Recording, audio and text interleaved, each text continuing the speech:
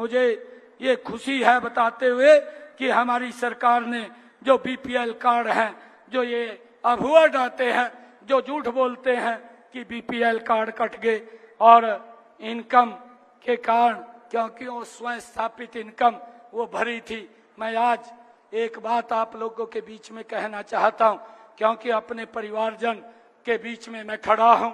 मैं आप लोगों को इस बात से आश्वस्त करता हूं कि जो पात्र व्यक्ति है, एक व्यक्ति भी सरकार की योजना से छूटेगा नहीं। उसके घर में हमारी सरकार वो योजना का लाभ पहुंचाने का काम करेगी। इस बात को मैं सुनिश्चित कर रहा हूं। इस बात को मैं सुनिश्चित कर रहा हूं कि किसी गरीब व्यक्ति के साथ कोई अन्याय नहीं होगा।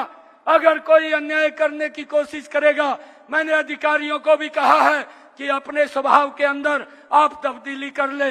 अगर किसी व्यक्ति ने, गरीब व्यक्ति ने आकर के वहां संत कबीर कुटीर के ऊपर मुझे आकर के बता दिया तो मैं आपके चक्कर कटवा दूंगा, मैं आपको छोड़ूंगा नहीं। मैंने ये स्पष्ट रूप से बोल दिया है। भाइयों, हमारी ड्यूटी है, हमारी ड्यूटी है कि हम लोगों को ठीक डिलीवरी करें। और मुझे खुशी है बताते हुए कि जो लोग ये बात बोलते हैं कि बीपीएल कार्ड कटवा दिए हैं, ऐसे 1,80,000 जिनकी रुपए वार्षिक आय कम है, ऐसे 20 लाख नए बीपीएल कार्ड बन करके इन समय के अंदर जुड़े हैं। और मैंने ये भी कहा है, अभी आप लोग देख रहे हैं हमारे डीसी महोदय, हमारे एसपी महोदय और पूरा का पूरा प्रशासन, वो सारा का सारा 9 बजे से लेकर के 11 बजे तक आप लोगों की समस्याओं को सुन करके उसका निराकरण करने का काम करता है। मैंने ये भी कहा है कि आप एक्टिव होकर के डिलीवरी दीजिए।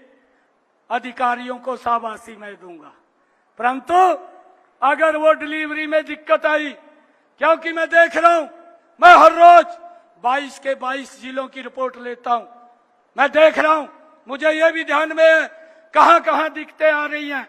मैं आज संत कबीर दास जी की इस जयंती के अवसर के ऊपर मैं ये बात कहना चाहता हूं। मैं अधिकारियों को भी आज चेत करना चाहता हूं कि ईमानदारी से आप काम कीजिए। अरे गरीब व्यक्ति को अगर लाभ मिल जाएगा, आपको क्या दिक्कत आ रही है? यह हमारी सरकार, ये मोदी की सरकार, ये डबल इंजन की सरकार, इसने कमिटमेंट किया है कि जो लाभ पात्र व्यक्ति है उसको समाज की मुख्यधारा के अंदर जोड़ना, ये हमारे जीवन का ध्येय है। और ये ध्येय ये संत कबीरदास जी महाराज का था। उस रास्ते को आगे बढ़ाने का काम ये हमारी सरकार कर रही है। भाइयों, मैं ध्यान कर रहा हूं, मैं आज यहीं से बोल रहा हूं कि मैं जहां जहां से मेरे पास शिकायतें आ रही हैं, मैं अधिकारियों को कहना चाहता हूं कि आप गंभीरता से उन लोगों की समस्याओं को सुन करके उसका समाधान निकालिए।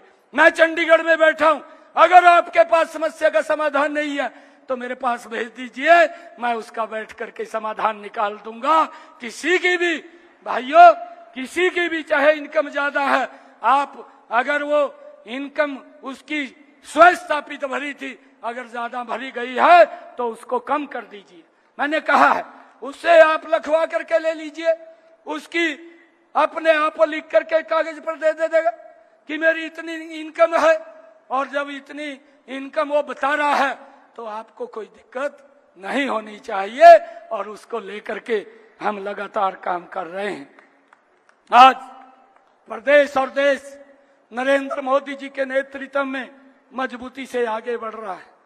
मैं आज आप लोगों को एक और बात कहना चाहता हूं, क्योंकि मैं जब से हरियाणा प्रदेश के मुखिया के तौर पर आदरणीय नरेंद्र मोदी जी ने, आदरणीय मनोहर लाल जी ने मुझे बैठाया है, भाइयों, उसी दिन से कांग्रेस के नेताओं का पेट खराब हो गया।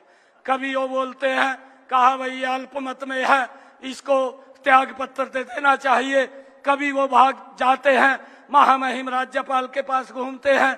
मैं आज ये भी बात कहना चाहता हूं, मैं गरीब लोगों की सेवा के लिए मैं आज यहाँ मैं कुर्सी के ऊपर बैठा हूं, और मैं जब तक बैठा हूं गरीब लोगों को किसी प्रकार की चिंता करने की जरूरत नहीं है। मेरी सरकार उन तक लगातार लाभ पहुंचाने का काम करती रहेगी। और भाइयों, अगर कोई दिक्कत परेशानी आ जाए, कोई अधिकारी ना सुन रहा हो, तो संत कबीर कुटीर के दरवाजे खुले हैं, बंद नहीं हैं। भाइयों, आप वहां आ सकते हैं, आप बता सकते हैं मुझे आकर के। मैंने कहा है, हमने जब हर जिला के अंदर ये समाधान शिविर लगाए हैं, इन समाधान शिविरों में लोगों की समस्याओं का समाधान होना चाहिए। आज देश नरेंद्र मोदी जी के नेतृत्व में मजबूती से आगे बढ़ा है। और भाइयों, मैं आज आप लोगों के बीच में आप सबको इस प्रकाश पर्व की बहुत बहुत बधाई भी देता हूं।